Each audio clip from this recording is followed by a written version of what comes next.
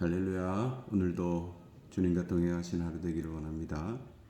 당신은 하나님의 축복의 통로 찬양하겠습니다.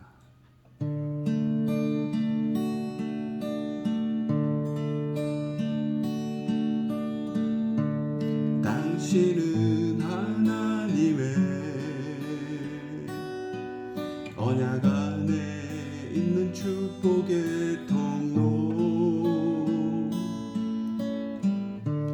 당신을 통하여서 열방이 주께 돌아오게 되리. 당신은 하나님의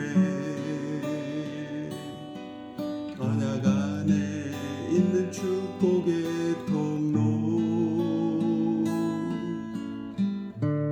당신을 통하여서 열방이 주께 예배하게 되리.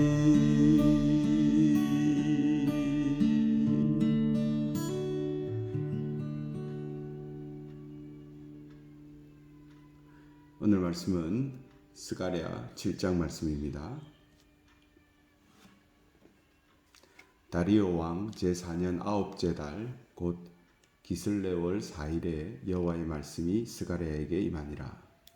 그때에 베델 사람이 사레셀과 레겜멜렉과 그의 부하들을 보내어 여호와께 은혜를 구하고 만군의 여호와의 전에 있는 제사장들과 선지자들에게 물어 이르되, 내가 여러 해 동안 행한 대로 5월 중에 울며 근신하리이까 하며, 만군의 여호와의 말씀이 내게 임하여 이르시되, 온 땅의 백성과 제사장들에게 이르라. 너희가 70년 동안 5째 달과 7째 달에 금식하고 애통하였거니와 그 금식이 나를 위하여 한 것이냐?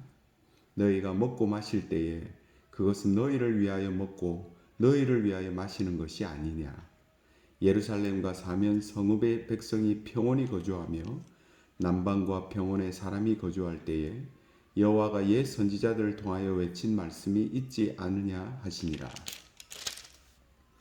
여호와의 말씀이 스가랴에게 임하여 이르시되, 만군의 여호와가 이같이 말하여 이르시기를, 너희는 진실한 재판을 행하며 서로 인애와 긍휼을 베풀며 과부와 고아와 나그네와 궁핍한 자를 압제하지 말며 서로 해하려고 마음에 도모하지 말라 하였으나, 그들이 듣기를 싫어하여 등을 돌리며 듣지 아니하려고 귀를 막으며 그 마음을 금강석 같게 하여 율법과 만군의 여호와가 그의 영으로 옛 선지자들을 통하여 전한 말을 듣지 아니하므로 큰 진노가 만군의 여호와께로부터 나왔도다.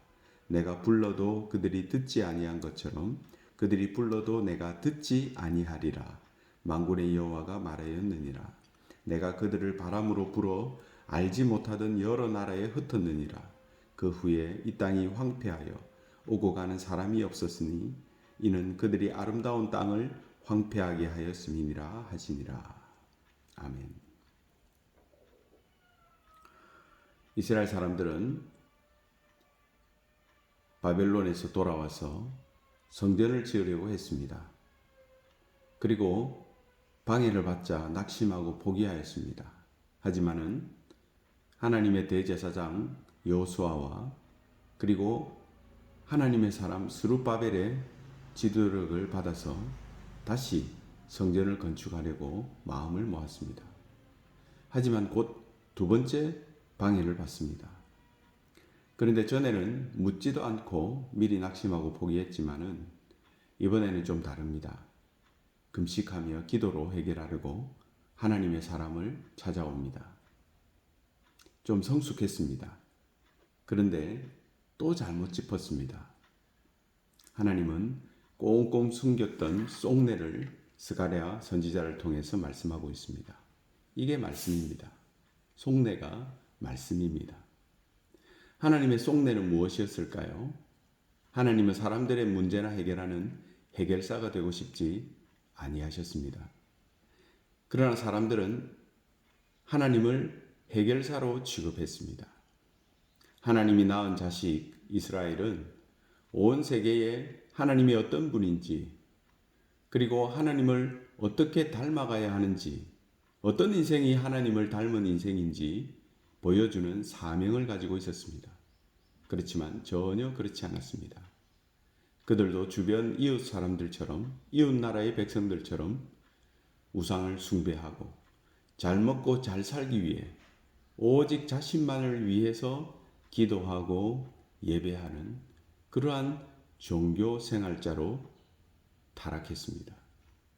그러자 그들에게 주신 아름다운 땅, 하나님의 선물이 점점 못 쓰는 땅이 되고 말았습니다.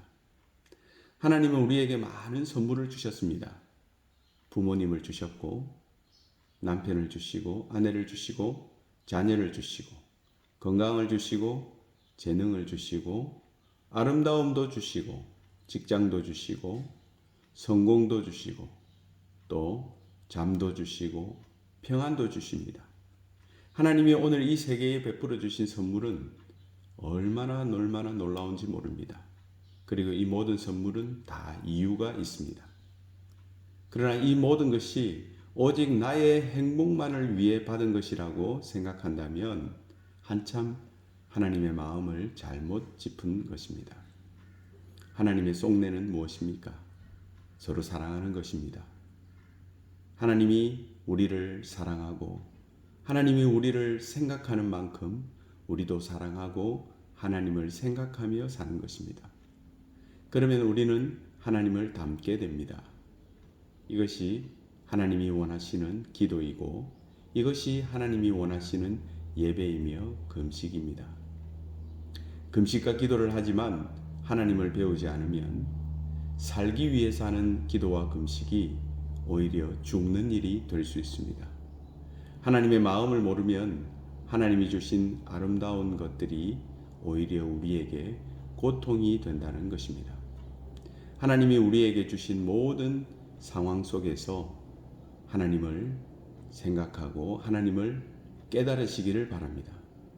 그가 우리에게 주신 모든 것들은 우리를 괴롭게 하기 위해 주신 것이 아니라 우리에게 풍성한 인생을 가르치기 위해서 주신 것입니다.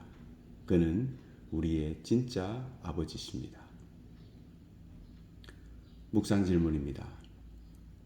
당신은 언제 기도합니까? 문제만 해결하기 위한 기도를 드리지는 않습니까? 기도를 통해서 하나님의 마음과 속내를 느끼고 계십니까? 기도와 금식을 통해서 하나님의 마음과 아버지의 생각을 깨달으시기를 바랍니다. 기도하겠습니다. 하나님 아버지,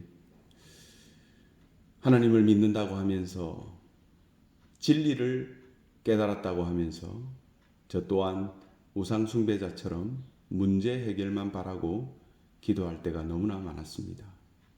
하나님은 우리의 모든 문제를 알고 계시고 우리의 필요한 것이 무엇인지 알고 계신다고 말씀하셨지만 저는 저에게 있는 문제들을 해결하기 위해서 몸부림쳤습니다. 하나님이 주신 모든 문제를 통해 하나님을 더 닮아가게 하려는 하나님의 속내를 전혀 깨닫지 못했습니다.